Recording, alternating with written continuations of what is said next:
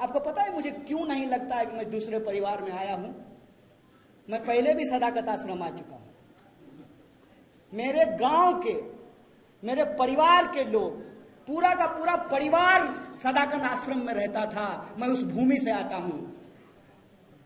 अजीब संयोग है कि हमारा ताल्लुक उस परिवार से है कि कांग्रेस पार्टी के शीर्ष नेता रामचरित्र बाबू भी उस घर में पैदा हुए और कम्युनिस्ट पार्टी के भी शीर्ष नेता चंद्रशेखर बाबू उसी घर में पैदा हुए। हम उस गांव से आते हैं।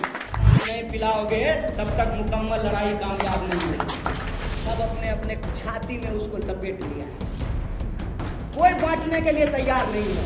कोना कोना कौन कोना सतली पुता कोना करना चाहते हैं, वो यही गुनागनित करेंगे। छोड़ करके कौन ऐसी पार्टी है जिसने भाजपा के साथ गला नहीं मिलाया है? बोलिए। किसी की लकीर मिटाएंगे नहीं, अपनी लकीर खींच कर दिखाएंगे। नमस्कार दोस्तों, तो मैं आपका दोस्त अनुरोध कन्हैया जांगड़ा। तो आज मैं आपके बीच लेकर आया बिहार चुनाव से जुड़ी हुई खबर, जिसमें कांग्रेस ज्वाइन करने के बाद पहली बार बिहार में कन्हैया कुमार का ये राजनीतिक दौरा है, जिसमें कन्हैया कुमार ने बोला है साफ साफ कि उन्होंने कांग्रेस ज्वाइन करने के बाद उनको ऐसा नहीं लगा कि उन्होंने किसी और परिवार को ज्वाइन किया है। उन्होंने ऐसा क्यों कहा है, और उन्होंने ये भी कहा है कि बिहार में बीजेपी की जो सत्ता है उसको उखाड़ फेंकेंगे और आने वाले समय में जो चुनाव होना है उसमें हम कांग्रेस पार्टी जो है वो भारी बहुमत से विजय प्राप्त करेगी। देखिए इस वीडियो में कन्हैया कुमार ने क्या कहा। सबसे पहले यहां मौजूद सदाकत आश्रम में आए हुए बिहार के अलग अलग कोनों से आप तमाम आदरणीय बुजुर्गों का, माताओं बहनों का, नौजवान दोस्तों का, मीडिया के साथियों का और मंच पे उपस्थित बिहार प्रदेश के प्रभारी श्री भक्त चरण दास जी का, बिहार प्रदेश कांग्रेस कमेटी के मौजूदा अध्यक्ष श्री मदन मोहन झा जी का, विपक्ष में कांग्रेस पार्टी के नेता अजीत शर्मा जी का, बिहार कांग्रेस कमेटी के पूर्व अध्यक्ष अनिल शर्मा जी का और तमाम विधायक, मैं इनको देख रहा हूं, पूर्व विधायक भी हैं, मौजूदा विधायक भी हैं, कांग्रेस पार्टी के स्पोक्स पर्सन हैं। हालांकि मैं जब दूसरे प्रदेशों में जाता हूं तो मैं कांग्रेस के नेताओं का पूरा लिस्ट मुझे याद नहीं रहता है, लेकिन मैं ईमानदारी से कह रहा हूं सम्मानित मंच को कि यहां बैठा कोई ऐसा चेहरा नहीं है, चाहे हमारे यूथ कांग्रेस के गुंजन पटेल जी हो, चाहे हमारे एनएसयूआई के नेतागण हो, मैं इन सबको जानता हूं, क्योंकि हमारी ये एकता मंच पर नहीं, आंदोलन में बनी है, जनगण मन यात्रा के दौरान बनी है। आप तमाम सम्मानित मंच को और हमारे जेएनयू के दो बड़े भाई यहाँ पे हैं, शकील साहब भी हैं जो संचालन कर रहे हैं, चंदन भाई हैं जो अपना वक्तव्य प्रस्तुत करके जा चुके हैं। और ठीक कहा शकील भाई ने कि रास्ते में आते हुए एक पत्रकार ने हमको भी पूछा कि आपका स्ट्राइक रेट खराब है। हम बोले कि अगर इस हिसाब से जोड़िएगा तो 40 में से एक सीट पूरे विपक्ष ने मिलकर के जीता है, वो कांग्रेस पार्टी ने जीता। आप स्ट्राइक रेट का हिसाब लगाइए। तो हमारे सम्मानित एमपी महोदय, आप तमाम बड़े भाइयों का और अपनी बहनों का, आप सभी साथियों का मैं हार्दिक अभिनंदन करता हूं, आपका स्वागत करता हूं। और आपने मुझे इस परिवार में स्वीकार किया है, ये बड़ा मुश्किल होता है। एक परिवार से छोड़ करके जब आप दूसरे परिवार में जाते हैं तो लोग कहते हैं एडजस्ट करने में समय लगता है। ये समय हमको बिल्कुल यहां पे नहीं लग रहा है। जितनी सौहृदता से आपने हमको स्वीकार किया है, गले लगाया है, हम आपके प्रति अपना आभार व्यक्त करते हैं, आपको धन्यवाद करते हैं। दोस्तों, आप सब जानते हैं, यहां हमारे दो साथी गुजरात से आए हुए हैं। दोनों साथी ने बताया कि आज उनकी मीटिंग थी राहुल गांधी जी के साथ गुजरात को लेकर के। हम लोग रास्ते में आते हुए चर्चा कर रहे थे और एक बात पे हम लोगों की सहमति बनी कि देखो भाई, खाली गुजरात में हराने से काम नहीं चलेगा। जब तक बिहार में भाजपा को पानी नहीं पिलाओगे तब तक मुकम्मल लड़ाई कामयाब नहीं होगी। और यह बात मैं इसलिए कह रहा हूं कि बिहार की धरती ज्ञान की धरती है। भगवान महात्मा बुद्ध को यहीं पे ज्ञान मिला है। बिहार की धरती तपस्या की भूमि है, तप की भूमि है। चाणक्य भी यहां पैदा हुए और आप पावापुरी जाकर के देख लीजिए, जैन मुनियों की तपस्या की ये भूमि मानी जाती है। और बिहार की धरती परिश्रम की भूमि है। ज्ञान, तपस्या और परिश्रम की भूमि है बिहार। और जब मैं परिश्रम की बात करता हूं तो आप दशरथ मांझी का नाम याद रखिएगा।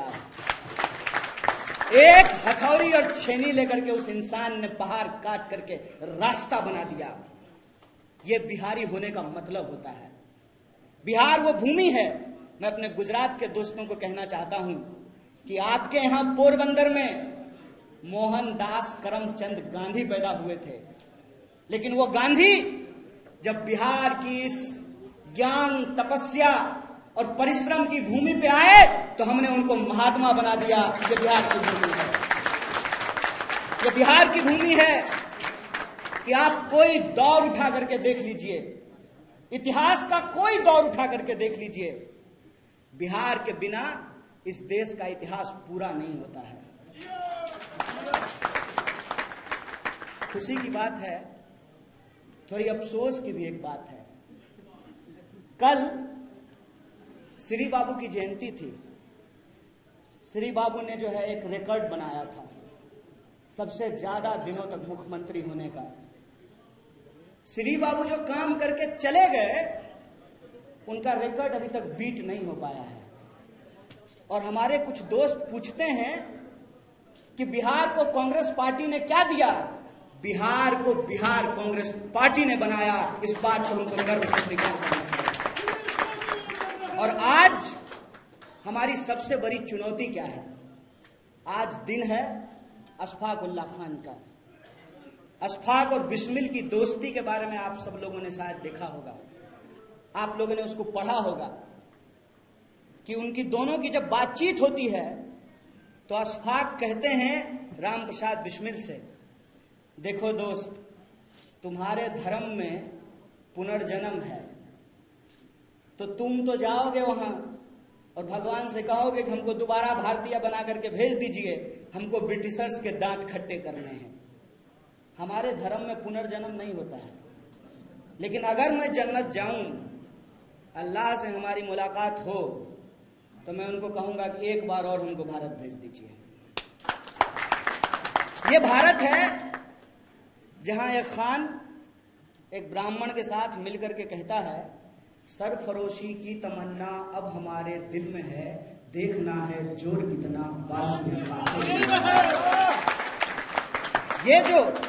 ये जो एकता है, इस एकता को आज छिन्न भिन्न किया जा रहा है। और यही जो एकता छिन्न भिन्न होती है, इसी का नतीजा है, विश्वास कीजिए हम पर, भारत का कोई ऐसा हिस्सा नहीं है जहां हम गए नहीं हैं। एक साथ दोनों बात लोग बोलते हैं, कहते हैं कि बिहार के लोग बड़े परिश्रमी होते हैं। कहते हैं हाँ भाई, तुम्हारा गंदगी उठाते हैं, तुम्हारा ठेला चलाते हैं, तुम्हारी फैक्ट्रियों में काम करते हैं, तुम्हारा घर साफ करते हैं, तुम्हारी सड़कें बनाते हैं, तुम्हारी बिल्डिंगें बनाते हैं। गाली तो देते ही हो, जब मौका मिलता है गोली भी मार देते हो। मैं बिहार की इस जनता से यही कहना चाहता हूं कि बिहार के उस इतिहास का पुनर्जागरण हमको करना पड़ेगा। और बिहारी होने का मतलब गाली नहीं, गौरव है। ये हमको पुनर्स्थापित करना होगा। यही हमारी आज की लड़ाई है। कई साथियों ने कहा कि कैसे करेंगे, कैसे होगा ये? तो मैं एक बात उनको कहना चाहता हूं कि जो पार्टी इस देश को आजादी दिलाई है, वो पार्टी ही इस देश की आजादी को बचा भी सकती है। इस बात को अपने दिमाग में डाल लीजिए। इस बात को हम तमाम लोगों को समझ लेना होगा। जात और धर्म के नाम पे समाज का बंटवारा दरअसल इस देश की जो आम आवाम है, उनके हक हुकूक को छीनने और मारने की साजिश है। यह बात हमको समझना पड़ेगा। सामाजिक न्याय के साथ साथ हमको सामाजिक एकता की जरूरत है। यह बात हमको अपने दिमाग में डालना पड़ेगा। और बिहार में रहने वाले 12 करोड़ से ज्यादा लोग, चाहे वो तिलक लगाते हों या टोपी पहनते हों, चाहे वो मंदिर जाते हों या मस्जिद जाते हों, चाहे वो खेत में काम करते हों या फैक्ट्रियों में काम करते हों, चाहे वो बिहार में रहते हों या बिहार के बाहर रहते हों, वो तमाम जो बिहार के लोग हैं, उनके रोजी रोटी, कपड़ा, मकान, शिक्षा, स्वास्थ्य, सड़क, बिजली, पानी और आत्मसम्मान की लड़ाई कांग्रेस पार्टी लड़ेगी। इसी संकल्प के साथ हम इस मंच पे आप तमाम लोगों के साथ इस परिवार में सम्मिलित हुए हैं। एक साथी ने हमको कहा, कैसे कीजिएगा? तो हमने कहा अपने दोनों दोस्तों की तरफ इशारा करके कि देखिए हार्दिक की तरफ, देखिए जिग्नेश की तरफ और देखिए हमारी तरफ। कोई पृष्ठभूमि है? कोई पृष्ठभूमि है?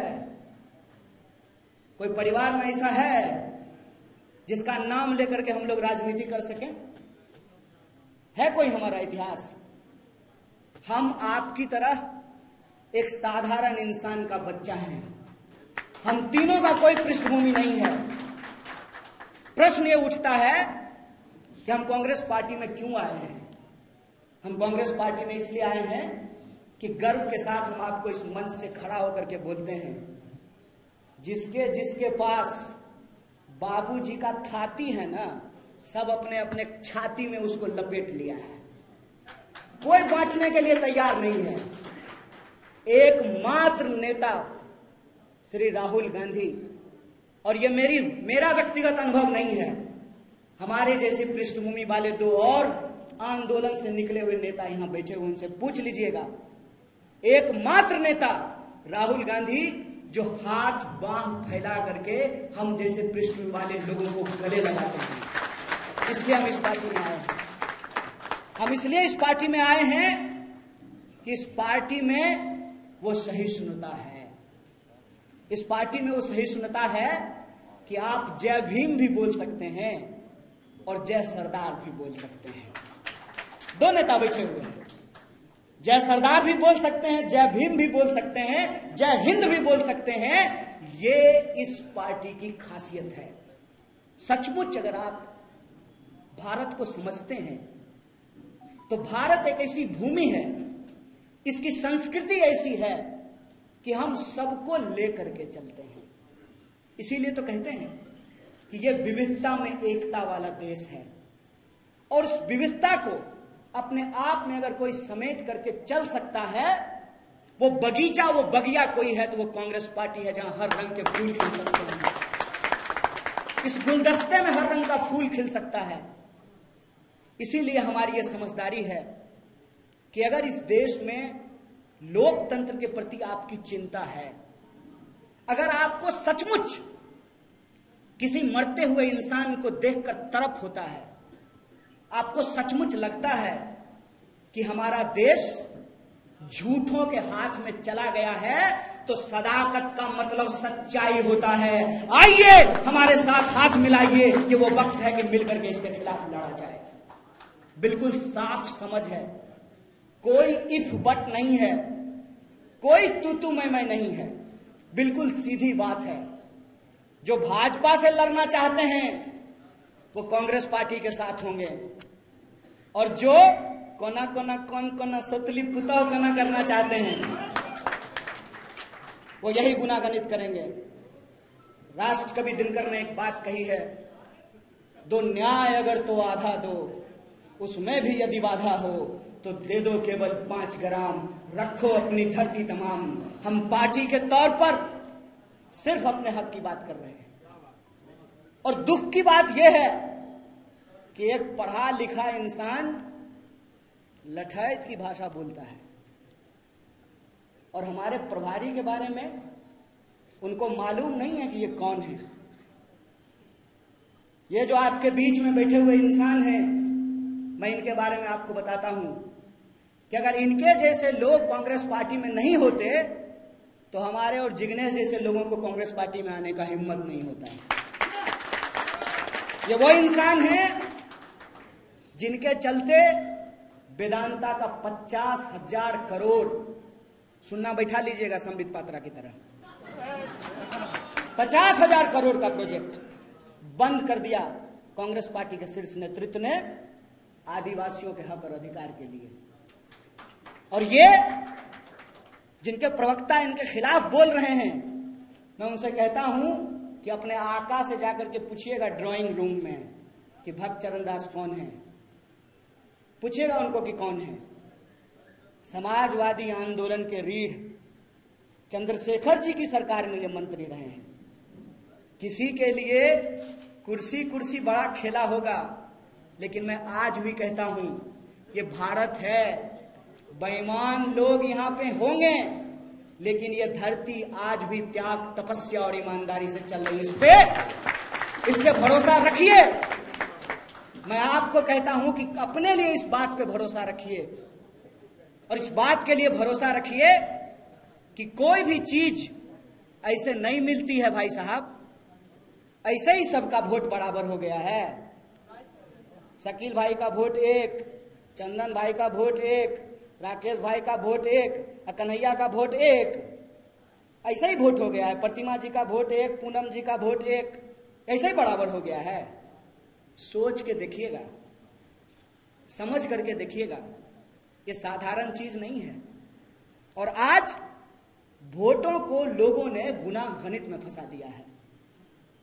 वोटों के गुना गणित से ऊपर उठ करके हमको बिहार के मुस्तकबिल के बारे में सोचना पड़ेगा।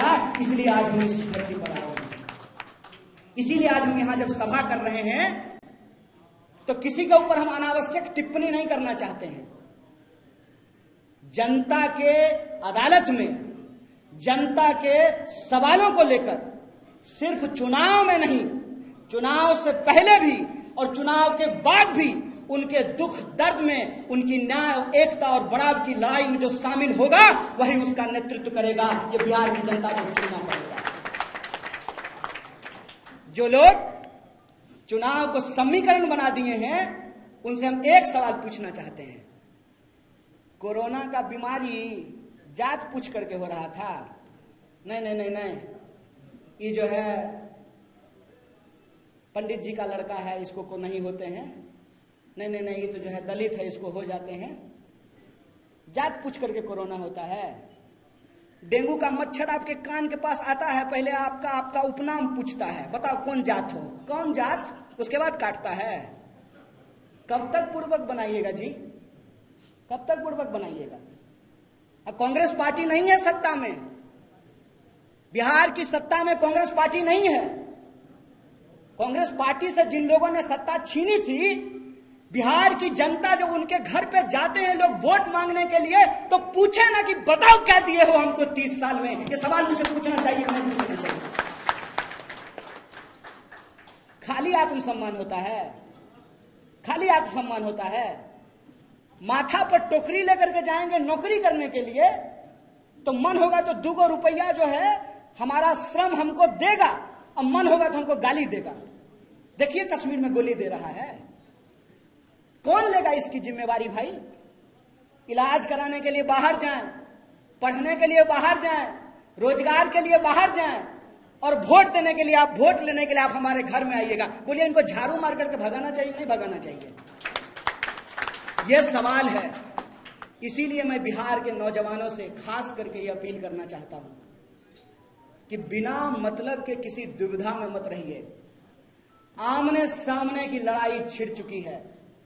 एक तरफ वो लोग हैं जिन्होंने आजादी के आंदोलन के दौरान अंग्रेजों के साथ चाय पे चर्चा की थी, एक तरफ हम हैं कि हमारे पुरखों ने इस देश की आजादी के लिए अपनी जान गंवाई है।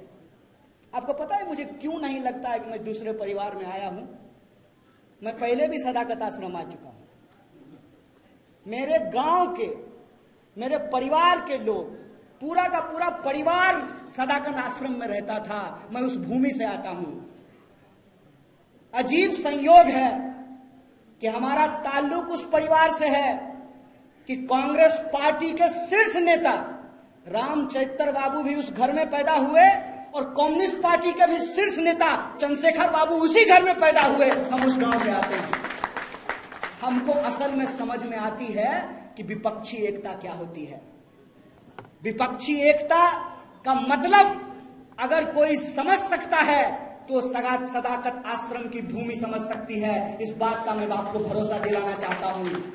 और दूसरा भरोसा जो मैं आपको दे सकता हूं, देखिए पुरवा पछिया कुछ हो जाए, कुछ हो जाए, इतना तो मानते हैं ना कि कांग्रेस कभी भाजपा के साथ नहीं जाएगी। बोलिए, खुल के बोलिए, कुछ हो जाए। अरे हो सकता है दो चार को सिंधिया निकल जाए, क्या दिक्कत है? क्या कांग्रेस पार्टी कभी भाजपा के पास जा सकती है? और एक इतिहास और बता देते हैं, सीना ठोक के बोलते हैं, कल से प्रवक्ता जवाब दें कि कांग्रेस पार्टी को छोड़ करके कौन ऐसी पार्टी है जिसने भाजपा के साथ गला नहीं मिलाया है? बोलिए, बोलिए, इस सवाल का जवाब दीजिए। और आखिरी बात बोल करके मैं आपकी बात खत्म करूंगा। मैं बिहार के तमाम वो लोग जिनको बिहारी होने पे गर्व महसूस होता है, बिहार के वो तमाम नौजवान जिनको लगता है कि बिहार का मुस्तकबिल बदलना चाहिए, जब हम जाएं तो लोग सम्मान के साथ कहे, अरे आइए आइए, आप तो बुद्ध की ज्ञान भूमि से आए हैं। अरे आइए आइए, आप तो चाणक्य की भूमि से आए हैं। अरे आइए आइए, सामाजिक न्याय के बड़े पुरोधा जगदेव प्रसाद और कर्पूरी ठाकुर की भूमि से आए हैं। अरे आइए आइए, आप तो दशरथ मांझी की धरती से आए हैं। अरे आइए आइए, आपके यहाँ तो 1942 के भारत छोड़ो आंदोलन में अंग्रेजों को दांतों तले उंगलियां चबानी पड़ी थी। आप उस क्रांतिकारी धरती से आए हैं। हम नहीं चाहते हैं कि हमारे श्रम के बदले हमको गाली और गोली मिले। इसीलिए मैं आप तमाम नौजवानों से अपील करता हूं कि इस पार्टी के साथ जुड़िए और हम इतिहास बदल करके दिखाएंगे। वह पथ क्या, पथिक कुशलता क्या, जिस पथ में बिखरे सूल न हो, नाविक की धैर्य परीक्षा क्या, जब धाराएं प्रतिकूल न हो। ये मैं आप तमाम लोगों से अपील करने के लिए आया हूं।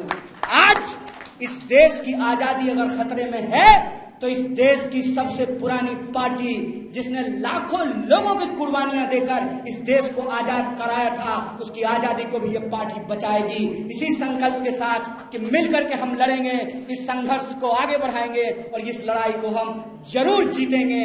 और आखिरी बात, आखिरी चीज, किसी की लकीर मिटानी नहीं है भाई। कुछ लोग होते हैं कि दूसरी की लकीर मिटाते रहते हैं।